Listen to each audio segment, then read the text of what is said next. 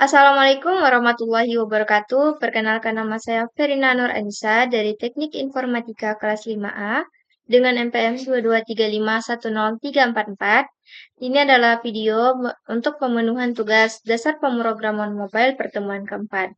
Baik, di sini akan dibahas di mana ada perkenalan singkat, kemudian ada materi yang harus dikuasai, ada modern JavaScript, ada membuat komponen, ada komponen bersarang, kemudian menampilkan data menggunakan props, ada menampilkan tulisan berbeda untuk header, ada kategori komponen, ada stateless, stateful, dan terakhir structural component. Nah, baik untuk pengenalan singkatnya, di mana React ini dibuat pada tahun 2013 oleh Jordan Wolf, yang merupakan seorang engineer Facebook. Nah, ini disebut dengan React karena fitur utamanya itu reaktif, yang artinya kemampuan bereaksi ataupun merespon secara dinamis ketika ada interaksi atau perubahan. Nah, materi yang harus dikuasai itu ada HTML dan CSS, JavaScript fundamental, ada DOM, kemudian ada modern JavaScript, ada Git and CLA, atau Command Line Interface, kemudian ada Package Manager, yaitu Node.js dan juga NPM. Selanjutnya ada modern JavaScript. Nah, modern JavaScript-nya apa aja? Ada YASM variable, yaitu ada let and cons, di mana kita seharusnya sudah dapat membedakan let and cons, kapan akan digunakan. Selanjutnya ada function and array function, ada object and classes, array and array method, destructuring, templates literals, ada ternary operator, and yes, models and import or export syntax. Nah, selanjutnya membuat komponen. Dalam membuat komponen, komponen reaktif ini, komponen React ini pada dasarnya adalah function dari JavaScript. Nama functionnya ini diawali dengan huruf kapital. Function mengembalikan elemen UI dan dijadikan komponen dan ditulis dengan JSX. Dipanggil dalam tag HTML saat di-render. Nah, ini dia. Ini adalah function header. Nah, selanjutnya, ini kan ada H1 nih. Nah, dipanggillah header ini. Pada root.render, memanggil header.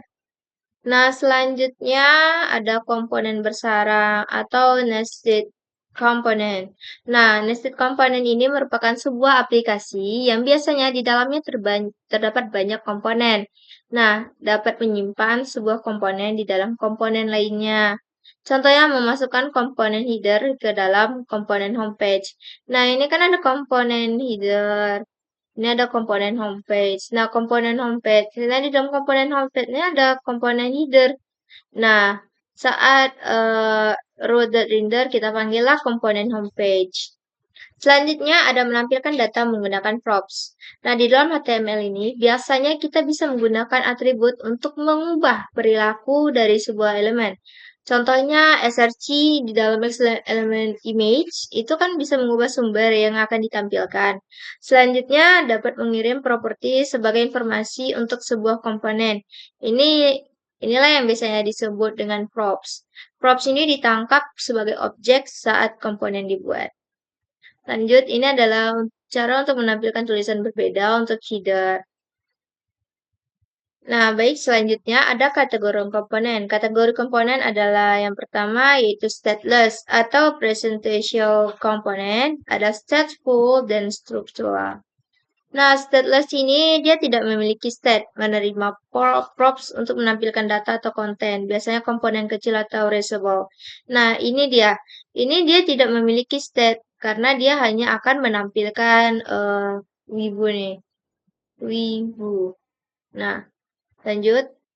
Nah, ini stateful komponen. Dia memiliki state dan bisa dibuat reusable juga.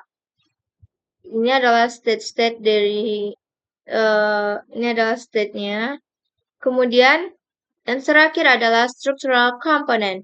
Nah, structural component ini berperan untuk membuat struktural aplikasi seperti layout, screen, page. Nah, ini dihasilkan dari komposisi. Berukurannya besar dan biasanya non-reusable. Baik, segitu aja presentasi yang dapat saya sampaikan. Apabila ada kesalahan, kekurangan, saya mohon maaf. Wabillahi taufiq wal hidayah. Assalamualaikum warahmatullahi wabarakatuh.